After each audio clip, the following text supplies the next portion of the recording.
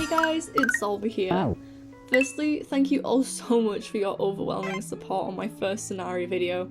That video has, at the time of filming this, over 5,000 views, which is incredible.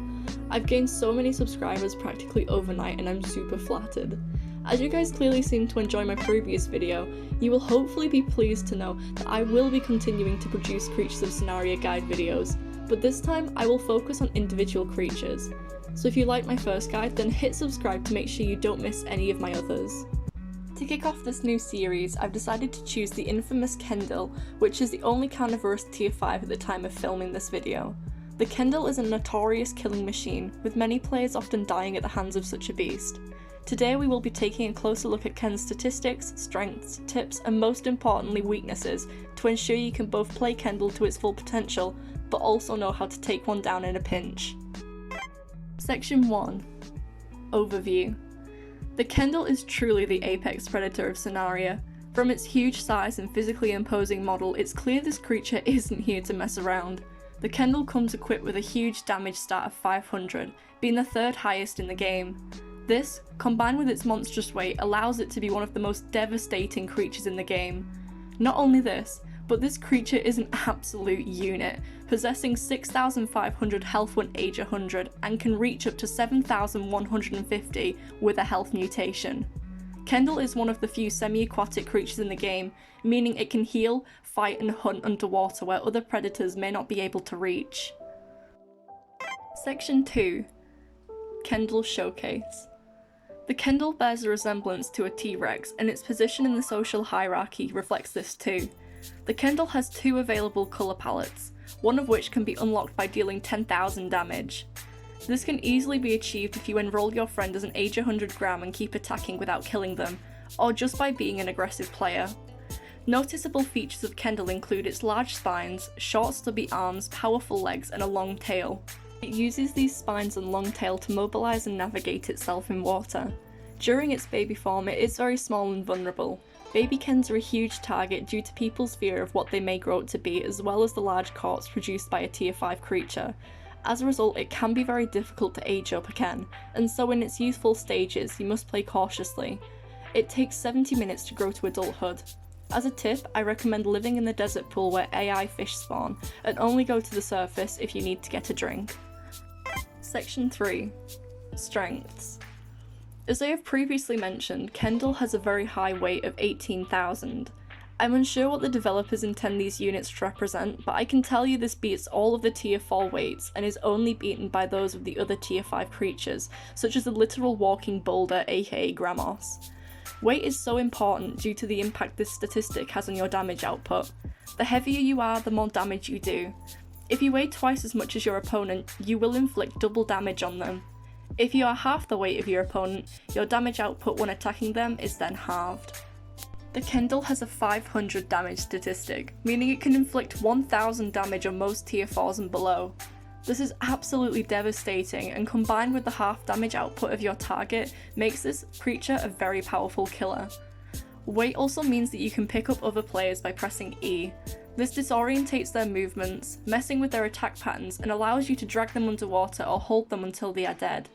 This can also glitch, so if you are picked up by a Ken, you may not be able to press E to escape. By dragging players under the water, you give yourself a huge advantage. Players will become slower and panic, and will most likely try to swim to the surface, leaving them exposed and vulnerable.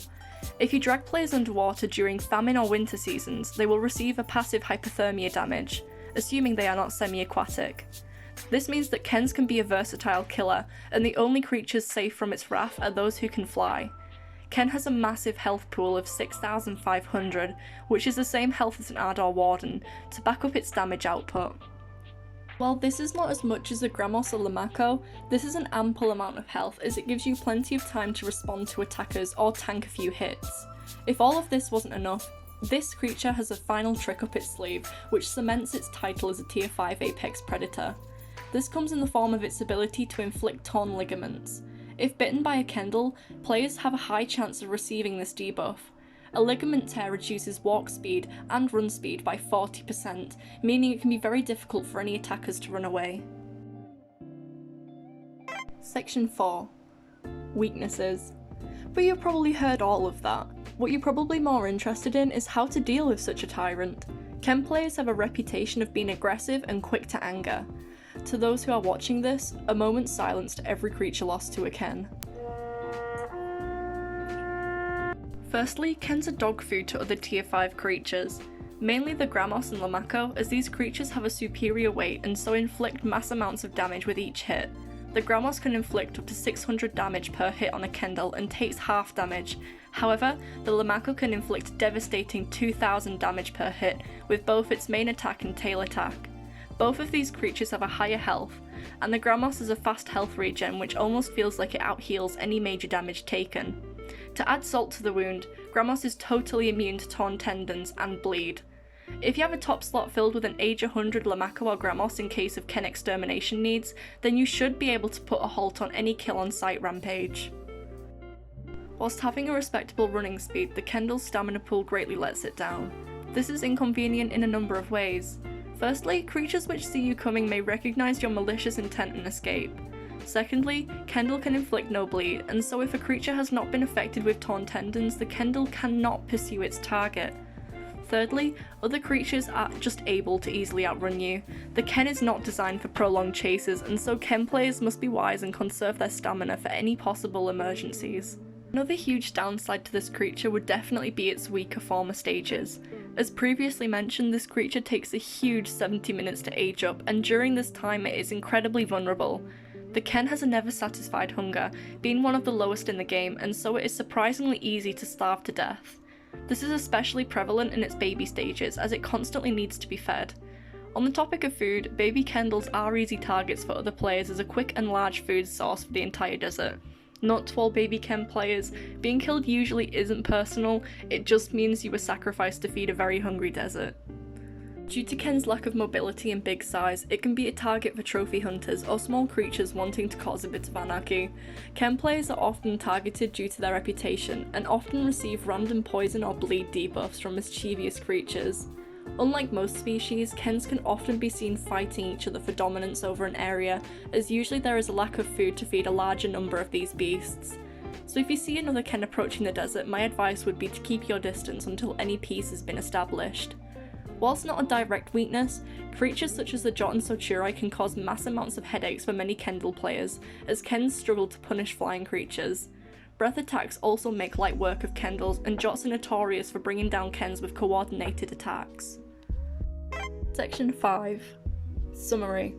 To summarise, Kens can inflict powerful raw damage, have a large health pool, can inflict torn ligaments, are semi-aquatic, and are difficult to take down with anything less than another tier 5. However, Kens are slow, hard to turn, and their stamina pool means they cannot run if needed to. Kens cannot stand up to other tier 5 creatures, and their ultimate weaknesses are flying creatures or status effects. Breath attacks, bleed and poison will kill any Kendyll quickly and reliably. I personally recommend using a Gram or Lamako to reliably kill one. If you are confident in your PvP abilities, take it on with your own Ken. Creatures such as Jot, Himokai and or Ghibli can irritate a Ken player to the point of logging if you do not have an age 100 tier 5 on hand. Ken is a killing machine able to 1v1 almost any creature in the game. This has definitely built a fearsome reputation surrounding this creature and has caused many players to either love or hate the Kendyll. What do you think? Do you have any tragic Ken stories, and do you think the Ken deserves its reputation? Share them with me down below, and please let me know what creature you'd like to see me do a guide video on next. Well, that's all from me. Thank you so much for the support. It's been such a wild couple of days. I'm excited to start this YouTube journey with everyone, and I'm so glad that you are here for the ride. So buckle your seatbelts, stay safe, and most importantly, stay funky.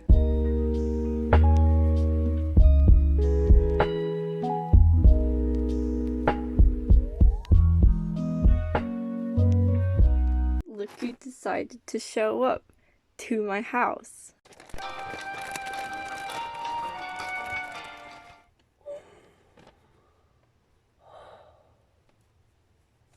He's so soft. Oh my goodness. Oh my goodness, look at him.